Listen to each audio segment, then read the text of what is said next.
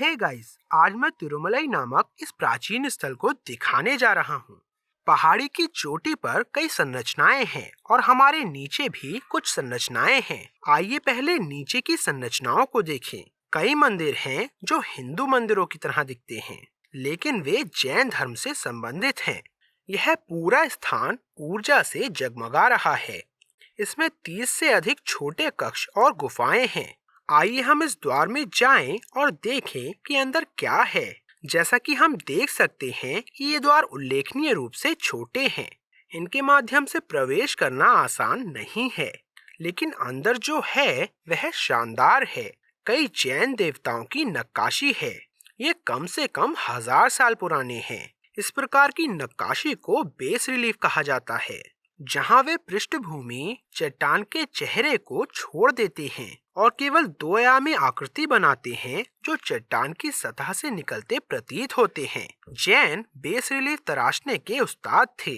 यह एक पेड़ के नीचे खड़ी एक देवी है, लेकिन पेड़ बिल्कुल अनजाना लगता है। यह किस तरह का पेड़ है और ये आयताकार खांचे यहाँ क्या कर रहे हैं? मैंने इसे कलगुमलाई नामक एक अन्य जैन स्थल में पहले ही समझाया है, जिसमें आकर्षक नक्काशियां भी हैं। ठीक है, आइए जैन भिक्षुओं द्वारा उपयोग किए जाने वाले कुछ पवित्र कक्षों में चलते हैं। हम अंदर कुछ बहुत ही अजीब चीजें देखने जा रहे हैं। प्राकृतिक गुफाओं के साथ ईंट की दीवारों का निर्माण किया गया है। लगभग सभी जैन मंदिरों के कक्ष बहुत छोटे हैं। इन कक्षों का उपयोग कई कारणों से किया जाता था। इसके उद्देश्यों में से एक यह है, शाश्वत आनंद प्राप्त करने के लिए भिक्षुओं को ध्यान करने की आवश्यकता है।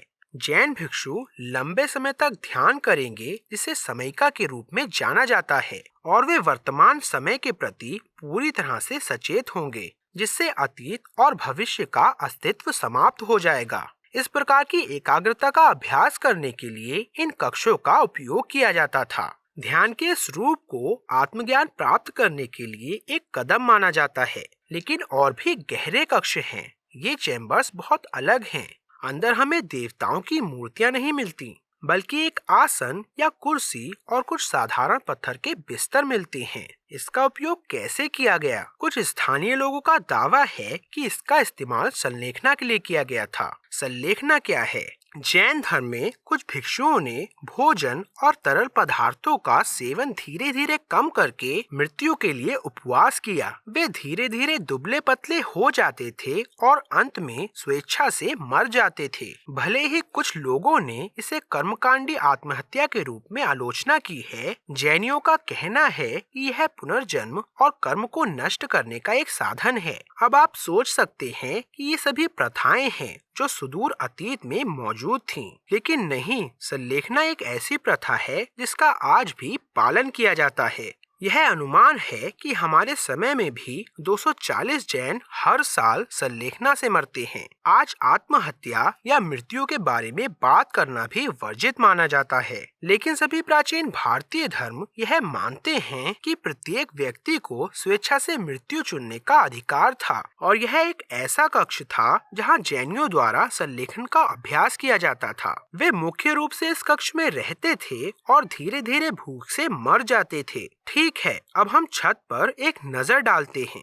छतों को प्राकृतिक वनस्पति रंगों से चित्रित किया गया है। उनके यहाँ वास्तव में कुछ आकर्षक चित्र हैं। हालांकि कुछ चित्रों को अंग्रेजों द्वारा जानबूझकर नष्ट कर दिया गया है। मैंने इसे अपने पिछले एक वीडियो में विमान तकनीक के बारे में समझाया था। मैंने हमेशा सोचा है कि सबसे अंधेरे कक्षों में हमेशा बेहतरीन पेंटिंग्स क्यों होती हैं। रेशमी मकड़ी के जाले के माध्यम से हम दीवार पर इस फलाव को देख सकते हैं। इसका उपयोग दरवाजे को फिट करने के लिए किया जाता था। इस पहले से ही अंधेरे कक्ष पर एक ठोस दरवाजा लगाने की कल्पना करें। यह पिच ब्लैक हो जाएगा। प्लास्टर संरचनाएं काफी आकर्षक हैं। ऐसी पेंटिंग्स हैं जो भिक्षुओं को दर्शाती हैं। छत पर फूलों की तरह का पैटर्न काफी अद्भुत है। कल्पना कीजिए कि जब इसे नए सिरे से रंगा गया था तो यह कितना चमकीला रहा होगा। यहाँ हम केले के फूल देख सकते हैं, जिन्हें कभी कभी बनाना ब्लॉसम भी कहा जाता है।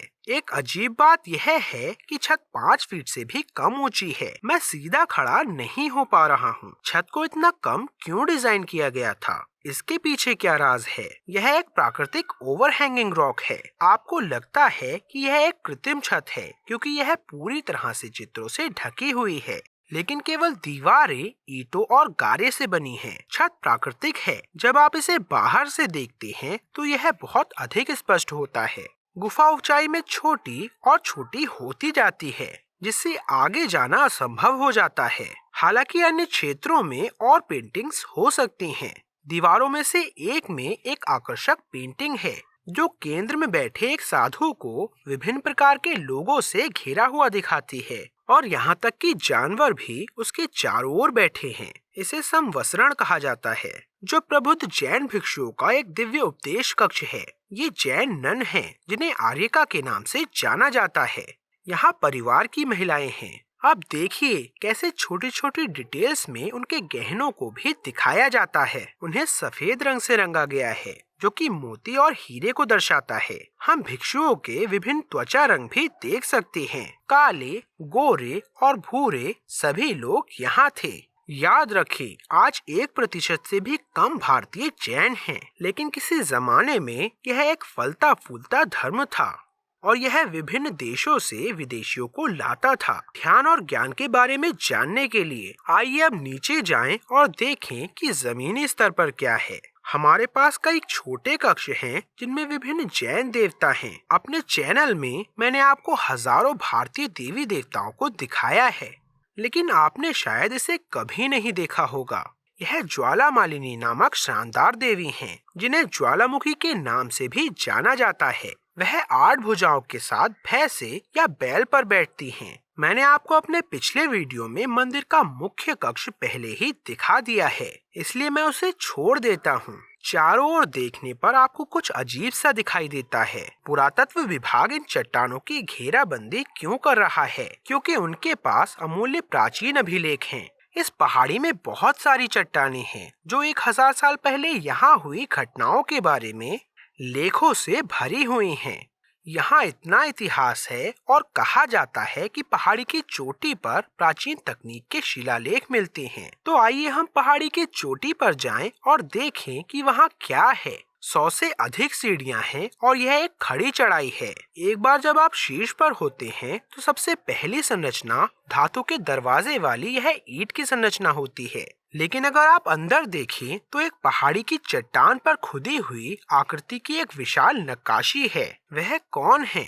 उनका नाम नेमिनाथ है, जो एक बहुत लोकप्रिय देवता हैं। यह विशाल हैं, लगभग 52 फीट लंबे और कमल के आकार के आसन पर पूरी तरह से बिना ढके खड़े हैं। यह दुनिया में नेमिनाथ की सबसे बड़ी प्राचीन मूर्ति है, लेकिन यह पहाड़ी की चोटी नहीं है। यह बीच में आधे रास्ते में स्थित है। जैनियों के पास आमतौर पर पहाड़ी की चोटी पर कुछ दिलचस्प होता है। जैन स्थलों में सबसे ऊपर देवताओं के पदचिन्ह तराशना बहुत विशिष्ट है। जैसा कि आप देख सकते हैं, यह ठीक वैसा ही है जैसा हम पहाड़ी की चोटी पर पाते हैं। यहाँ एक जोड़ी पदचिन्ह नहीं है, बल्कि चट्टानों पर उकेरी गई कई जोड़ी पैरों के निशान हैं।